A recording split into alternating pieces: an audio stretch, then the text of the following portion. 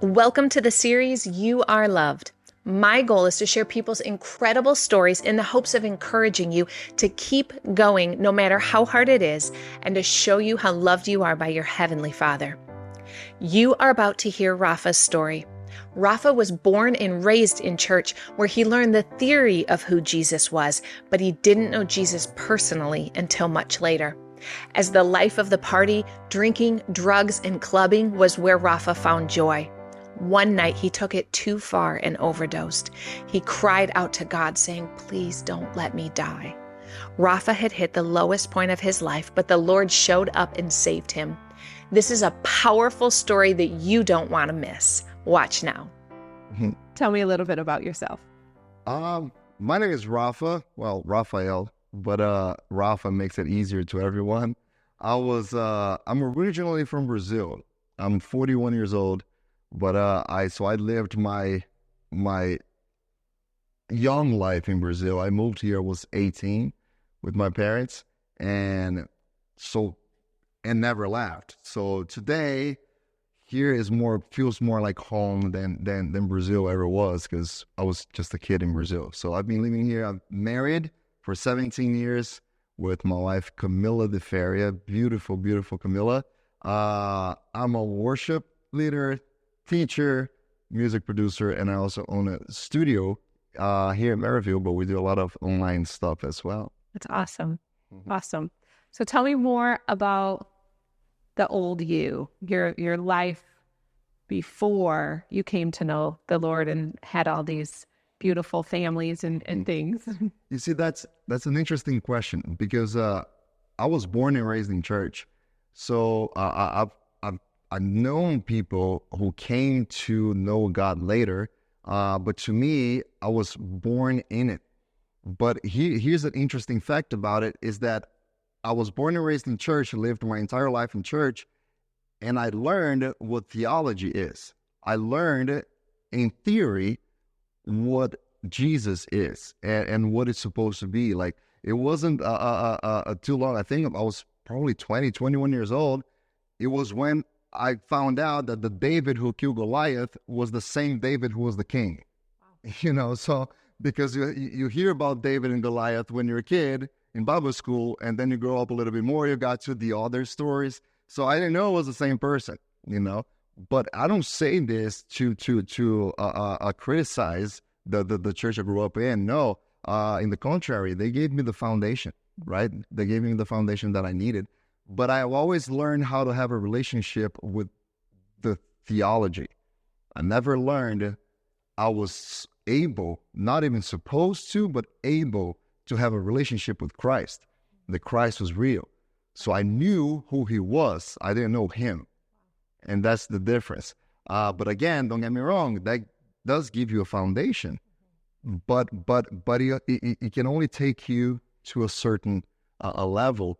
And that level of intimacy needs to go beyond that theology. The theology helps you to understand who he is, but you will never know who he is until you meet him.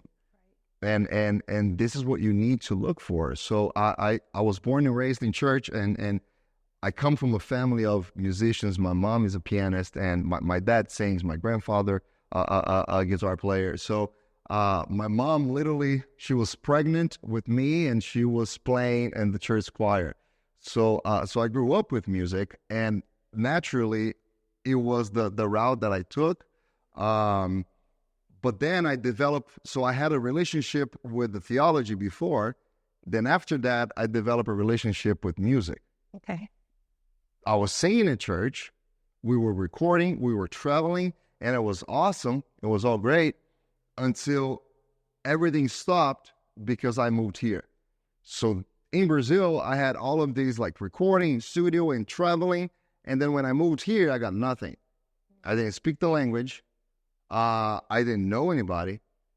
And I got here and I was like, everything just disappeared. And it was when I realized I didn't have a relationship with God, because I didn't know who God was. I never had a conversation with him. I never felt who he was. I had a relationship with music, even though I did it for him. And of course, like while I was in Brazil, I was a kid. I moved here, I was 18. So Since I was born and raised in church, everyone would call it I was leading a double life. Okay. I don't like to, by double life, I mean church and singing and praising, and then outside going to clubs, doing all of that. I wouldn't call it a double life because I was a kid, so and I grew up really fast. In Brazil, things are a little different than here. So when I was 16, I was already clubbing, drinking, smoking, but I never saw it as a double life. Always when I did it, I felt really bad because church told me not to. So I knew I wasn't supposed to be doing those things, but and yet those things were fun, and I was doing it with my friends. But there was always a balance, a little bit of church, a little bit of party. But when I got here, church got out of the equation, and the partying just started getting more advanced because I had access to things here I never had it in Brazil. And next thing I know, I'm hooked in cocaine, I'm hooked in ecstasy, and I was always like the life of a party. I always liked to party. I was always a happy kid. So I love raves. Just absolutely love them. Like the entire thing, the music, the vibe, the energy, everything was cool, but I never saw it as in a way that was killing me. When you get hooked on this process, it's an unending process. And especially in my case, I knew what I was doing wasn't right. But I knew it wasn't right because I knew the law. But the law is just not enough. It's important, but it's not enough. I've been married for 17 years. The laws of marriage says that you cannot cheat on your wife. I don't cheat on my wife not because I know the law. I don't cheat on her because I love her. Right. That's the difference. But I couldn't transfer that to Jesus because I didn't know Jesus. I didn't love him. I knew who he was. I knew what he did, but the impact of what he did nothing to my life. Because what does that even mean? He died for me, great. But what does that even mean? People don't die for others nowadays. This was before. It was too much theology entangled on what I needed. But the emptiness, the hole in your heart, I don't care what you say. I've been to parties that I don't need to describe because it's not worth it.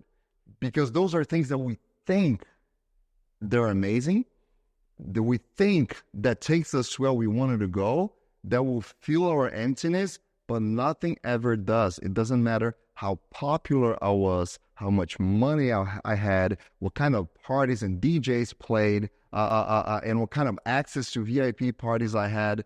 It doesn't matter. At the end of the party, going back home, there was always that hole in my heart.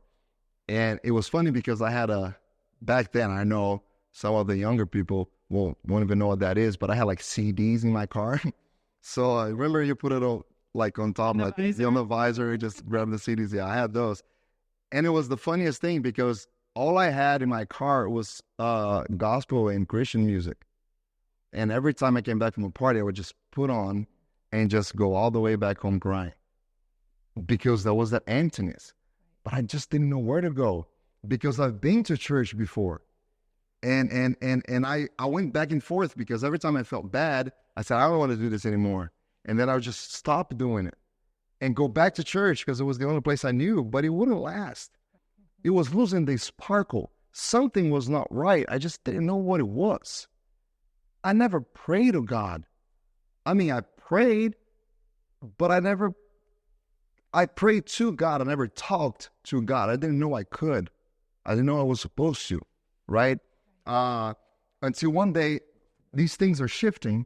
And then this one day, I went to this party, and there was like 35 people at the apartment, and all of the VIP friends.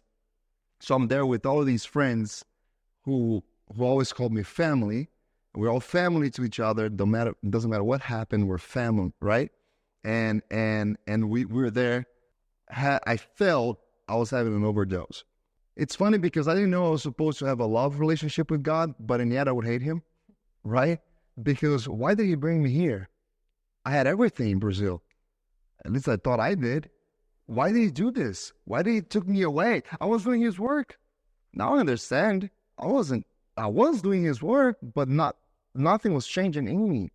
And he's not worried about doing his work. He's worried about my relationship with him. If I understand him, he's saved, so I can do his work for love, not because I have to. So I felt that moment I was losing it.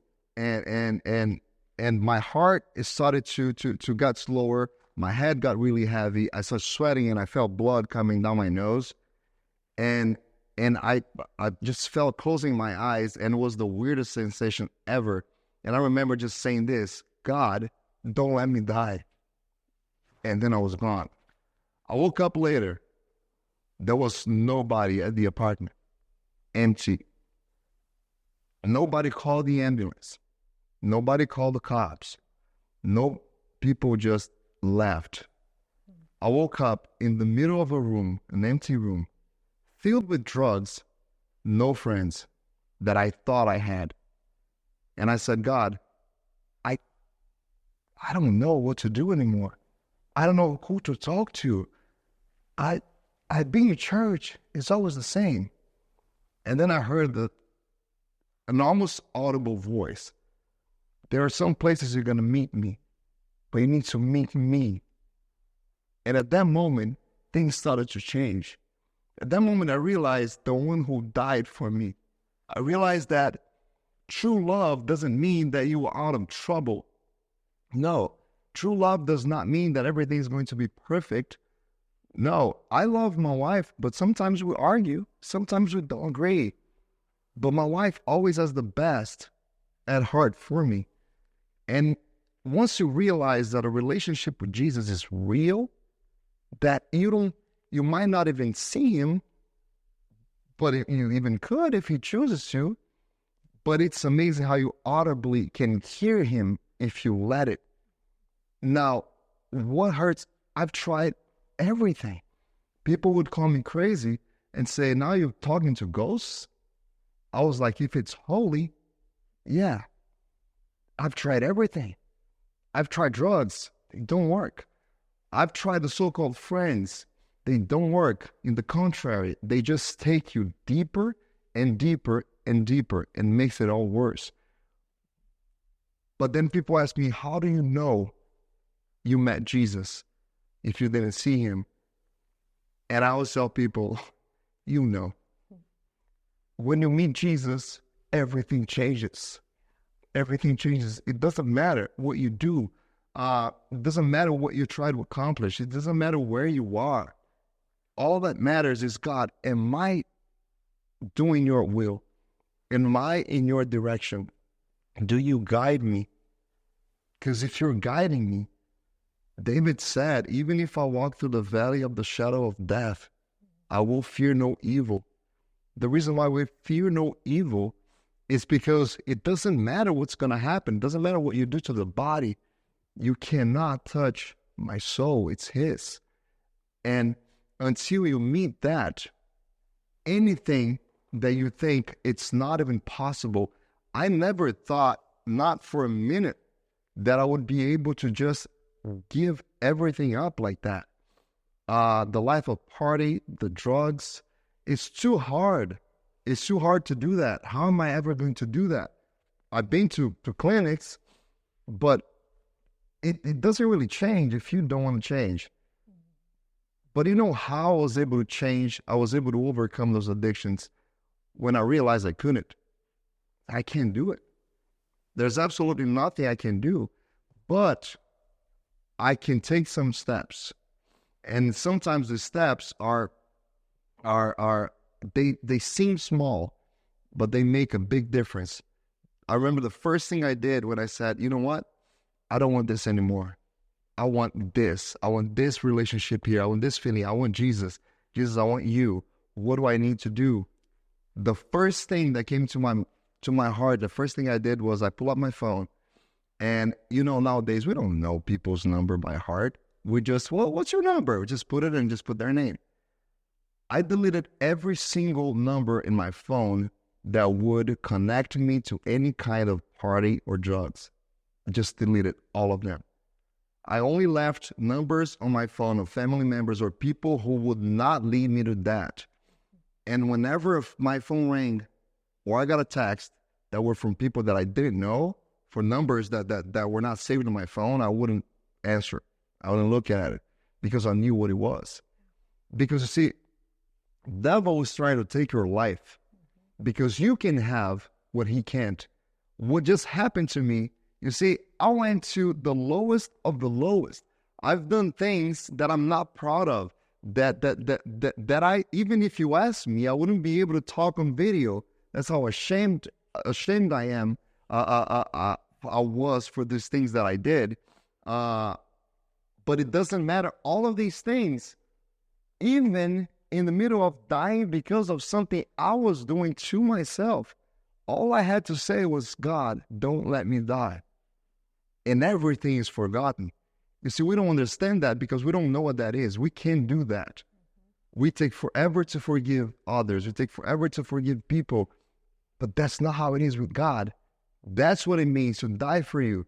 Because he dies for you, now he has the key to do that. And the devil cannot have that. Do you have any idea? Sometimes whenever I'm going through something, I just say, you know what, devil is just upset because in your heart, you want to do that. You want Jesus, but you can't have him anymore because you're too proud to have him. We tend to be ashamed of what we do, even if like we haven't done it in a while, right? So then we just slip. Man, I couldn't take it. Something happened. Everything happened at once. You know, I was clean for 3 months, but then this happened. One of the worst things that happens when situations like that occur is that we hide ourselves because we are ashamed of what we did. You might be ashamed of your family, your loved ones, but God will never be ashamed of you. You can come to God. It doesn't matter how many times you do it. You can come to God, and I promise you, one day there's that switch. You don't see it now, but one day you will see that switch. The switch where I remember I hadn't done it for a few months, like 5 months, and yeah, I went to a party. I was feeling lonely, I went to a party. When I got to my car, I invited God to go in with me. I said, God, I'm here. I'm not going to lie to myself. If anybody offers me anything, I'm going to take it. I'm not going to lie. I'm not here just to see people, but I will ask you to come with me. And I went inside the party, and I was there. And I was there at the party having fun. So a guy I used to know came in and was like, hey, you want to go to that special room? I was like, yeah, let's go. So I go to the room. He opens the door, and I see everything. I see all of those lines on the table and all these people sitting around it. And I realized that God was with me. And it's not that because he was with me that I was afraid, but I realized that I didn't want that. It wasn't going to bring me anything. It was just going to bring me heartache. So I was like, you know what? I think that was a mistake, man. And I left. Wow. And that's when the whole process started. So if I can tell you one thing is, the relationship with God is real. I was born and raised in church, went away, and I came back, not to church. I came back to God. But God has a church. God is not just one church. Churches that will do programs like CR, churches that will help you understand this relationship. So church is important. Theology is important. They're the foundation. It's where you meet. It's where you get stronger. But your focus needs to always turn to Jesus. Once you meet him, yes, you make the relationship. I love that. Yeah. That's good. Wow. Yeah. I love that you've discovered that through this journey too. Yeah. It's just, and that you can appreciate the foundation, even though you didn't understand the relationship, but you do now. Yeah. I can tell. It's amazing, the transformation that just, I love your vulnerability about doing those things with Jesus, because it's better than doing them alone. Yeah. Right. And the more that you did that, the more you realize how empty it was Mm-hmm. and that the joy and satisfaction that he brought you Yeah. was so much greater than what the drugs and the partying brought you. Yeah. But it took some time. Yeah. We all want those stories where God meets us and in an instant we're cured of everything and free from everything. And there are those stories, and God can do that. And they're amazing, but most of us, it's a journey. Yeah. But knowing he's walking that journey with you is really important. Yeah. So I love that. Thank you. Thank you. And you kind of gave some great advice about not isolating, not running and hiding. We know even Adam and Eve hid when they sinned. What do you have any other advice for someone that was maybe stuck in that lifestyle or hasn't built that relationship with the Lord? What would have been the greatest piece of advice that someone could have given you that maybe could have sped your journey up a little? I would say focus in the process. There's power in the process. Obviously, we want to be free of this bondage, right? Because it brings so much suffer with it. For the little tiny bit amount of joy we think there is, because there isn't any joy in it. But we just want to be free from it. So because we want to be free from it, we see the ending. This is where I wanted to be. There's nothing wrong with that, but you gotta remember that you need to go through the steps. There is power in the steps. God is making you stronger in the process. Be dependable on them in the process. So focus on today. Focus on what you're doing right now. And also, you need to realize you need it and you're weak. That is a good thing. I can't by myself. I cannot do it. I'm not strong enough. That's great. And that's what you need to realize it. Because if you don't think you need help, how can you be helped? But that's not all. That's part of it. You also need to realize that you can't, but there is one who can. And you need to combine that. Because Paul says, in my weakness, God makes my weakness strong. He shows his strength in my weakness. So here's you realizing you're weak. And that's a good thing. But now here's the second half. God is strong. You need to combine this together. And the third thing I'm going to say is you need to celebrate small victories as if they were your ultimate goal. If you're really struggling today and you got to the end of the day and you overcame that with God, celebrate that. What do you do to celebrate when you get the 1 month chip or the 6 month chip or whatever that is? What kind of process do you have to celebrate? Do you get together with your family? Do you call a friend that you love? Do you call your sponsor? Do you come to see art? What do you do to celebrate that? Do you go to a restaurant and order your special food? Whatever that is, do that daily if you need to. Don't wait until you got the 6 month chip.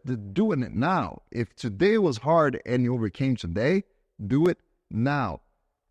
Because the strength you had today is not going to be the same strength tomorrow. You have to constantly renew that in Christ. It's a different story, but 2014 I had cancer and I did a year of treatment, 12 rounds of chemo, 24 rounds of radiation, and everything was double. The cancer was 80% of my chest. It was this big. I'm 5'9", and my regular weight is 190, 200 pounds. I dropped down to 135. So I didn't die of process. And as I was doing it, this was already years after I had already come to Christ. And as I was doing it, I saw with my own eyes people in church getting healed from cancer.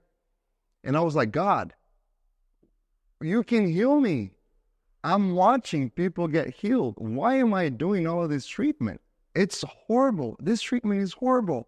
I can't do it anymore. But then I realized that with every person is different. What I can tell you, I don't know why God didn't heal me right then, but I know he healed me after a year. And I know those 12 months developed me to the person that I am today. Right. So I don't know God's plan for your life, but there is a process and there is a reason why you're going through this. I love that sometimes he takes us out of the fire, but sometimes he walks through the fire with us because the fire is refining us, right? And so that process refines us and reminds us of where our strength comes from. And awesome. Yeah. Wow, you've had quite the life, quite the amazing things that God has done. And so what a blessing. Thank you for sharing all of that with us today. Yes, and just opening up and just being honest with everyone and just excellent advice. And I'm excited for people to hear your story because I know it's so much of what you said. There's part of what you said that not everyone relates to, right? Not everyone partied, not everyone dealt with cancer, but there's so much of what you said that regardless of what trial you went through, those feelings, you felt that way. And so that your story is going to reach so many people. And so just thank you for sharing that and for blessing us today. Thank you for having me. Yes, of course. Thank you so much for watching. Wasn't that incredible? I love when Raffa described how true love doesn't mean everything is perfect, but it does mean you won't walk through your trials alone. He said that even though he may walk through the valley of the shadow of death, he will fear no evil because he knows God is with him. Friends, God is with you too. Like Raffa said, don't hide because of shame. Seek God. If you want to seek God together with Raffa and I and the others at our church, I encourage you to come visit us at Rio Revolution Church in Maryville, Tennessee. Also, join us next week to hear another incredible story, and be sure to subscribe or follow so you never miss an episode.